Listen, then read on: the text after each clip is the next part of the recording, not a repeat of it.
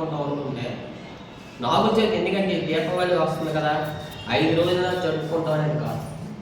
నాగుల చవితి ఎందుకంటే ఎక్కువగా మనం పల్లెటూరులో నివసిస్తున్న జనాలు అవ్వచ్చు, ప్రజలు అవ్వచ్చు, పట్టణంలో నివసిస్తున్న ప్రజలు అవ్వచ్చు, ముఖ్యంగా ఈ నాగు పాములు, ఈ పాములు అనేవి ఏమి ఉన్నాయో అవి విషసర్పాలు కదా.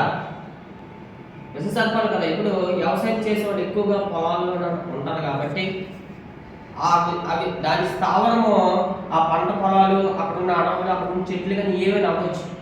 బట్ అక్కడ మనం వెళ్ళినప్పుడు, స్వామి ఇప్పుడు మేము మీ స్థావరానికి మేము వస్తున్నాం, మీ ఆశ్రయికి మేము అక్కడికి వస్తున్నాం, మీరు దయచేసి మమ్మల్ని కనిపెట్టండి, దయచేసి మేము చిన్న తప్పులు చేసినా మీరు ముసలు కొట్టి మా ప్రాణాలు తీయొద్దని వేడుకుంటూ ఆ నాగేంద్రుడిని మనం పొట్టలు పోసే ఆ సమయం ఆ నాగుల చవితిలో అది స్థుతించుకుంటూ మనం వాళ్ళకి ఏం చేస్తాం, పూజలు అనేది చేస్తాం.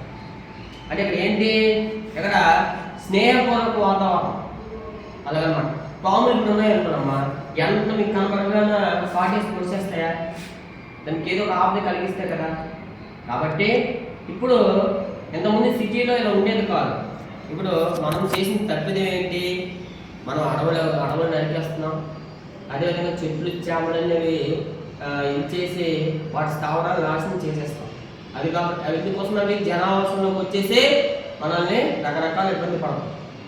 మనం ఏంటి ఇప్పుడు కూడా ఎటువంటి అవి క్రూర జంతువు అవ్వచ్చు, సాధు జంతువు అవ్వచ్చు, ఏ జంతువు అవ్వచ్చు, ఎప్పుడు కూడా దాని దగ్గరికి దాని జోలికి వెళ్ళడానికి వరకు మనం సేఫ్గా ఉంటాం, మనం ఎటువంటి అపకారం రాదు.